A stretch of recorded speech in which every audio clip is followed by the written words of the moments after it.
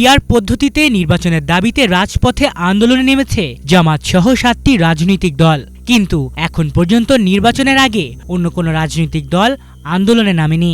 যদিও এতদিন আলোচনার টেবিলেই সমাধানের আস্থা খুঁজেছে রাজনৈতিক দলগুলো, তবে এনসিপির শাপলার প্রতীক ঘিরে নির্বাচন কমিশনের সঙ্গে টানাপোড়েন এখন যেন নতুন এক রাজনৈতিক উত্তেজনার সূচনা করেছে। ইসির জ্যেষ্ঠ সচিব আক্তার আহমেদ যখন স্পষ্ট জানিয়ে দিলেন এনসিপির শাপলার প্রতীক পাওয়ার কোনো সুযোগ নেই, তার মাত্র একদিন পরই দলটির আহ্বায়ক নাহিদ ইসলাম ইমেইলে আবারও শাপলা, সাদা শাপলা বা লাল শাপলা এসব প্রতীক দাবি করে আবেদন জমা দিলেন। এতে রাজনৈতিক মহলে প্রশ্ন, প্রতীককে কেন্দ্র করেই কি এনসিপিও এবার রাজপথে নামার প্রস্তুতি নিচ্ছে?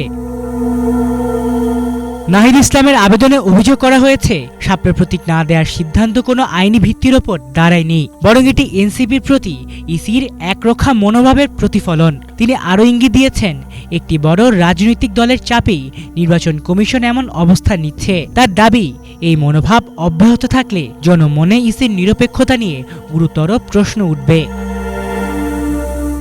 অভিযোগ প্রত্যাখ্যানের এই লড়াই আরও উত্তপ্ত করে তুলেছে এনসিপির উত্তরাঞ্চলের মুখ্য সংগঠক সার্জিস আলমের ফেসবুক পোস্ট।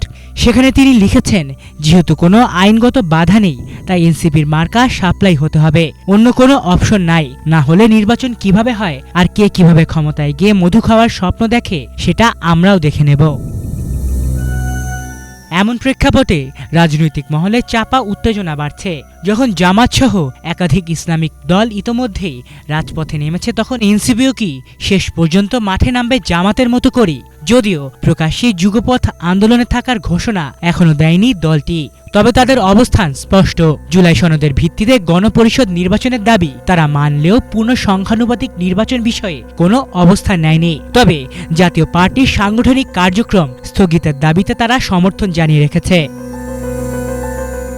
রাজনৈতিক বিশ্লেষকরা মনে করছেন, শাপলার প্রতীক ঘিরে এই টানাপোড়েন যদি সমাধান না হয়, তবে এনসিপির রাজপথে নামা কেবল সময়ের ব্যাপার। সেই পরিস্থিতি তৈরি হলে জামাতের পর এবার এনসিপিও রাজপথ কাঁপাতে নামছে কিনা তা নিয়ে এখন জল্পনা তুঙ্গে। আর নির্বাচনের মাত্র কয়েক মাস আগে এই প্রতীক সংকট পুরো রাজনৈতিক সমীকরণকে আরও নাটকীয় করে তুলছে।